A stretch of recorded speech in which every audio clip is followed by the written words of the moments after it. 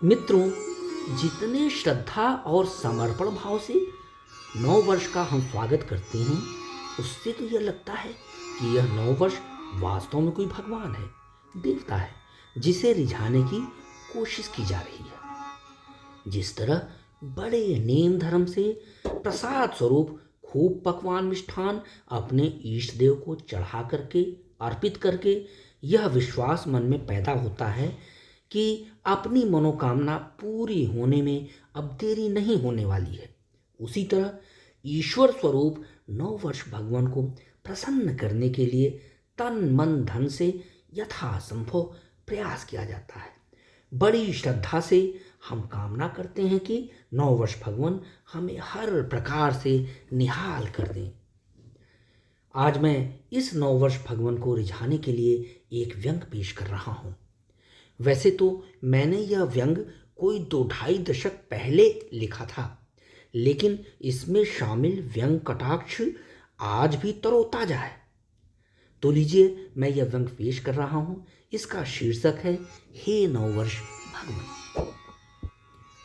जायज नाजायज तब्दीलियों के दौर में हम हिंदुस्तानी नवागंतुक वर्ष का अर्थ जितनी अच्छी तरह समझने लगे हैं, उस पर शक शुबहा करना कतई मुनासिब नहीं है। 31 दिसंबर की रात 12 बजे समय ने जैसे ही अंग्रेजी रीत से नए साल में छलांग लगाया, दीवाने देशवासियों ने भांगड़ा धांगड़ा शराब कबाब पटाखों धमाकों से उसका बहुविध प्रदूषणकारी अभिवादन अभिनंदन किया। उस धुएंधार फिजा में जो हृदय गतिरोधक गूंज पैदा हुई, उससे पुश्तैनी पाप कर्मियों का हृदय परिवर्तन भले ही न हुआ हो, मेरा दिल तो घुल कर बिल्कुल पाक साफ हो गया। उस रात मैंने खुले आकाश के टेढ़े चांद तले फालिश ठंड का प्रतिरोध करते हुए नवागंतुक वर्ष से 1.25 घंटे तक एक पैर पर खड़े होकर यह घनघोर प्रार्थना की कि भगवान मेरे चिर स्थिर वेतन में ऐसी क्रय शक्ति का संचार कीजिए कि मैं अपनी बीवी को एक मार्किनी धोती सालाना मुहैया करा सकूं तथा अपने लिए सेकेंड हैंड पैंट शर्ट और जूते मैं उस हैसियत को हासिल कर सकूं कि महीने में एक आध बार लाल किला के पिछवाड़े कबाड़ी बाजार में सपत्नीक मार्केटिंग करने का दुर्लभ क्षण प्राप्त कर सकूं। अपने पारंपरिक खाद्य अखाद्य पदार्थों की गुणवत्ता में ऐसा क्रांतिकारी सुधार कर सकूं कि दाल और सब्जी में छौंका लगाने के अहोभाग्य से कृतकृत्य हो सकूं। येन केन प्रकार अपनी शादी की सालगिरह पर बीवी को कनॉट प्लेस की सैर कराते समय दिशाशूल मित्रों से बचते बचाते पार्कों की ओट में कुल्हड़ की चाय पिला सकूं। लिहाजा अगर पूरे साल हड़ताल बंद आंदोलन दंगा और आगजनी का मनभावन एक छत्र साम्राज्य हो तो आपकी बड़ी कृपा होगी हे नववर्ष भगवान, क्योंकि इससे मुझे 2 नई लाभकारी मदें सुलभ होंगी। अर्थात ऑफिस में छुट्टी होने के कारण ऑफिस खर्च से बच सकूंगा और शहर में गड़बड़ी के माहौल के चलते सपरिवार सैर सपाटे पर फिजूल खर्ची से भी किनारा कर सकूंगा। हे परम दयालु नववर्ष देव, एक अदद आप ही तो ऐसे देवता हैं जो साल में एक बार हमें अपने दर्शन से धन्य कर जाते हैं। आप में मेरी अटूट आस्था जगी है, आप इसे कदापि टूटने मत दीजिएगा। आपसे विनती है कि मेरी आय के स्रोतों में कुछ इस तरह इजाफा कीजिए कि मैं बेटिकट यात्रा करके सपरिवार देशाटन की योजना से बाज आकर घर में छुट्टियों को फाका मस्ती से गुजारकर विवाह और बर्थडे जैसी पार्टियों के आमंत्रणों एवं तीज त्योहारों पर विशेष आयोजनों से कतराकर कम से कम 100 और 500 के एक एक नोट अपनी जेब में पूरे साल सुरक्षित रखने का सौभाग्य प्राप्त कर सकूं, ताकि जब भी कोई मेरी कंगाली की खिल्लियां उड़ाने की नामुराद कोशिश करे तो मैं ये रंगीन नोट दिखाकर उसे अपनी औकात बता सकूं और उस पर भरपूर रोब गाली कर सकूं। भगवान, मैं उन सवा पाव रेज़गारियों से बेहद आजिज़ हो चुका हूँ, जिनके कारण आए दिन अपनी पॉकेट पर बार-बार रंगीन पैबंद लगाना पड़ता है। मैं अपनी पैबंददार किस्मत को तिलांजलि देकर एक ईर्ष्योत्प्रेरक भाग्य का स्वामी बनना चाहता हूँ, ताकि अपने परिवार के खर्चीले प्रस्तावों पर मिमियाने और दुम दबाकर एक कोने में दुबकने जैसे बिलाव स्वभाव को त्याग कर इंसान होने का जन्मसिद्ध रोल अदा कर सकूं। अब तक मुझे इस जहान में सिर्फ दो बार इंसान होने का दुर्लभ एहसास हुआ है। एक बार तब जबकि धर्मशाला बनवाने की फर्जी रसीदों के माध्यम से 350 रुपये एकत्रित करके मैंने अपनी एक अदद मनाए गए बर्थडे पर अपने 2.5 दर्जन मित्र अमित्रजनों का मुंह मीठा करवाया था। तब मुझे एहसास हुआ था कि इस सीप नुमा उदर के ऊपर शरीर का जो हिस्सा फूलता है उसे सीना फूलना कहते हैं। वाकई जब लोगों ने मेरे 56वें जन्मदिन पर विश किया तो उस वक्त मेरा सीना गर्व से फूला था। चुनांचे मैं असाधारण रूप से अपना फूला सीना देखकर बेहद डर गया था, क्योंकि मेरी दादी के हार्ट अटैक के बाद उनके मृत शरीर का सीना भी फूलकर तंबू हो गया था। एक बार और भी मुझे 100% इंसान होने का एहसास हुआ था, जबकि मेरी शादी पर मेरी भावी पत्नी ने मुझे वरमाला पहनाई थी। लोगों ने करतल ध्वनियों के बीच मुझे बधाइयों के पुल पर खड़ा करके मुझ पर कई सेर फूलों की बारिश की थी। मैंने खुशी के खड्डे में गिरने के पहले बार बार आंखें मलकर अपने अंग प्रत्यंग टटोलकर खुद को यथासंभव यकीन दिलाया कि हाँ, मैं कोई सपना नहीं देख रहा हूँ। पर उस यथार्थ बोध से मैं बहुत उदास हो गया था। मैं बहुत हदस गया था, क्योंकि मेरे पड़ोस में एक फाइनेंसिंग कंपनी के मालिक की इम्पोर्टेड कुतिया के गोलोकवासी होने पर उसके मृत शरीर को भी कई मन फूलों से लादा गया था। उस घटना को याद कर मैं भी फूलों की छुअन से बारंबार सिहर सिहर उठता था कि कहीं मेरे साथ भी तो वही सलूक नहीं किया जा रहा है।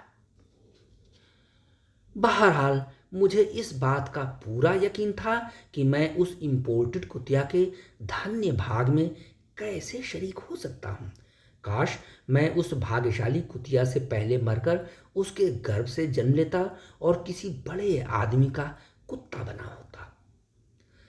भगवान, आप सच मानिए, हाँ आप सच मानिए, मैं इतना निकृष्ट जीव नहीं हूं कि मैं भाग्यवान कुत्ता पैदा न होने पर देश भर के अय्याश कुत्तों की तकदीर से ईर्ष्या करूं। आप जिस हाल में रखें मैं रहने को तैयार हूं। विगत भगवानों अर्थात बीते वर्षों से भी मैंने कोई उलाहना नहीं की थी, यद्यपि उन्होंने मेरी पत्नी से साबुन, तेल, क्रीम, पाउडर, परफ्यूम वगैरह सब छीन लिए। उनकी भ्रिकटियों पर 12 महीनों में खाद्यान्नों की कीमत में कम से कम 24 बार उछाल तो आया ही होगा। बस किराए में दिन दूनी और रात चौगुनी बढ़ोतरी होने के कारण मैंने प्रति सप्ताह कम से कम 3 बार तो ऑफिस से घर की पदयात्राएं की होंगी। होटल ढाबों में भारी भरकम बिलों के चलते भीड़ भाड़ का फायदा उठाकर बगैर हिसाब चुकाए कई बार चंपत तो हुआ ही होगा। महंगाई के चढ़ते बुखार ने मुझसे क्या क्या नहीं कराया। महंगे होते कपड़ों के मूल्य संबंधी आंकड़े लेने के बहाने मैंने एयर कंडीशन शोरूमों का मुफ्त मजा लिया।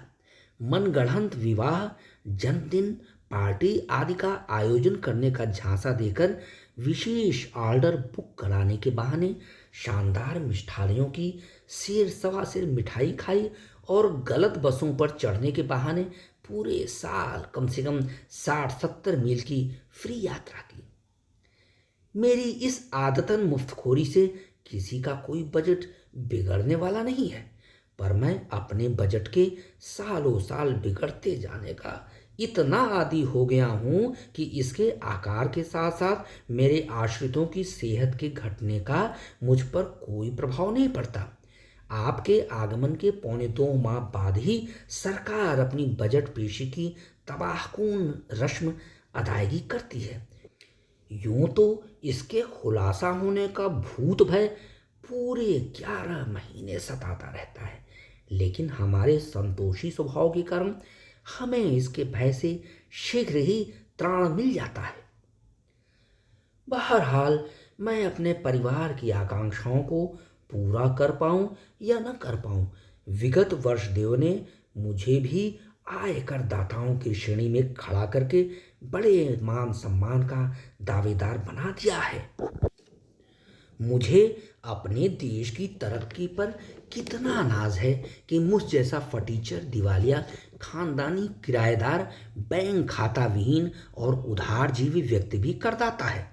अब तो राजनेताओं, अभिनेताओं, क्रिकेटरों आदि ने जिस आयकर की चोरी का अखंड बीड़ा उठाया है, उसकी भरपाई हम जैसे क्षुद्र प्राणियों से कराकर हमें अत्यंत गौरवान्वित किया जा रहा है।